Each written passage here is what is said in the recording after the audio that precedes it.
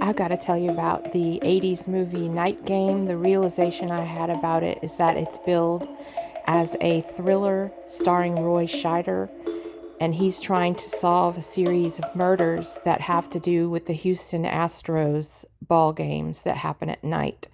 But the secret is, it's not really a mystery, it's a slasher, like a Texas regional slasher made on an MGM budget.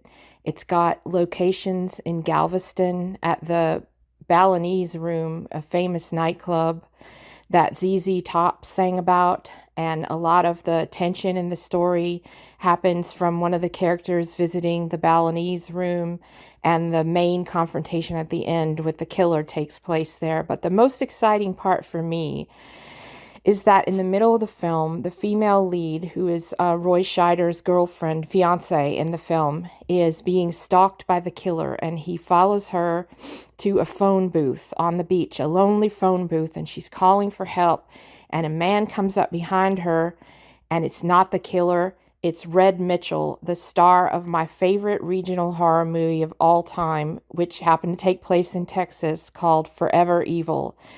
And she turned around and she doesn't see the killer. She sees an angry guy that wants to use the phone. And I was like, that's Red Mitchell. And he had been in Forever Evil the year before, where he had a starring role. And then he was trying to break out and was getting these small roles in bigger projects at that time.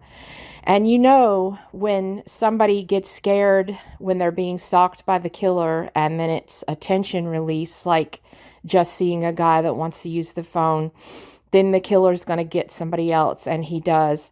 And I didn't mention the killer uses a hook, and they don't show a lot of blood and gore, except that they do show like autopsy photos and the aftermath, but it's even scarier that way. And I'm not a fan of the old ultraviolence. I'll look past it if it's needed for the topic, but this is just fine with me, the way that this was handled. It was scary enough seeing the women being frightened and seeing this man, whoever he was, we never can get a good look at him until the end, coming after them with a hook. And that's not to say that this is not a mystery or a police procedural. There's a lot of the old fighting between departments as to whose case this is, between Roy Scheider and that guy who played the principal in The Breakfast Club, the one that raided Barry Manilow's wardrobe. And then the FBI wants to come in and take over the case. And, you know, just on a personal note, when I think of the FBI, I think good things. I think of Clarice Starling and Dana Scully, smart people. Like, yes, let the FBI come in.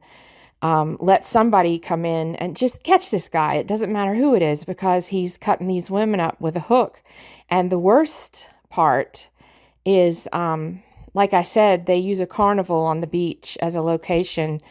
And a carnival is supposed to be a happy time. And he gets the actress Renee O'Connor, who played Gabrielle on Xena. And this just gets me in my 90s heart. He kills her in the Hall of Mirrors inside a funhouse. And it's very scary. And as somebody that spent the 90s shipping Gabrielle and Xena, oh, I hated to see that. I want justice for her. I wanted anyone to catch this killer. It didn't matter who it was.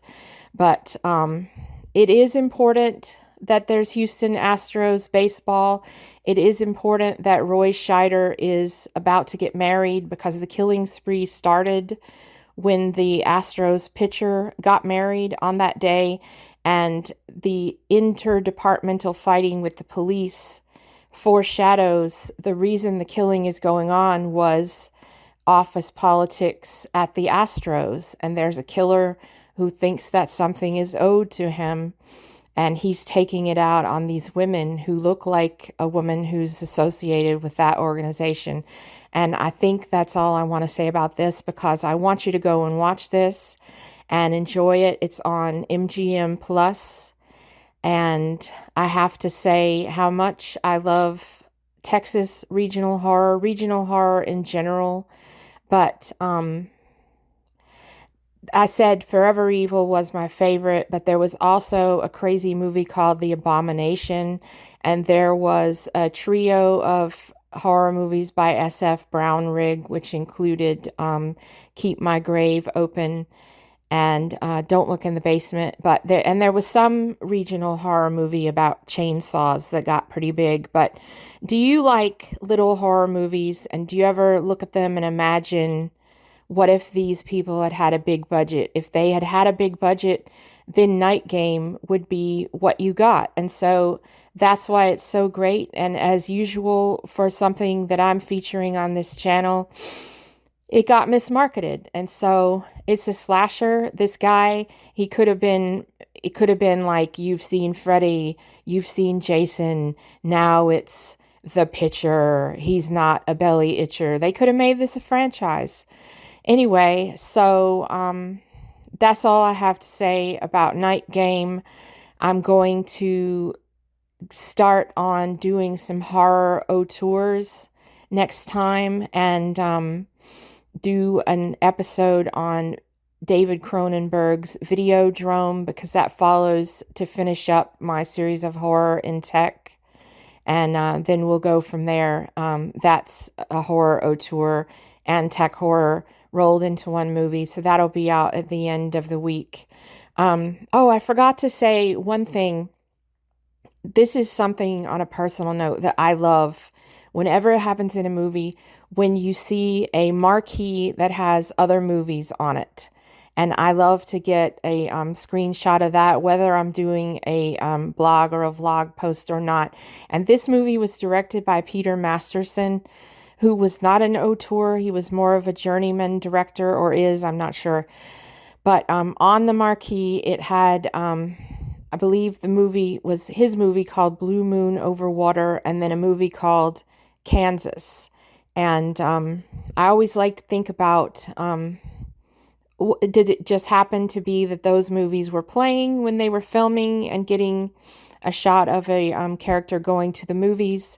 Or did they put those up on the marquee on purpose? And can you think of any other interesting marquees that showed up in films? Leave it in the comments. Leave a comment letting me know what your favorite regional horror movie is. And stay cool. Bye.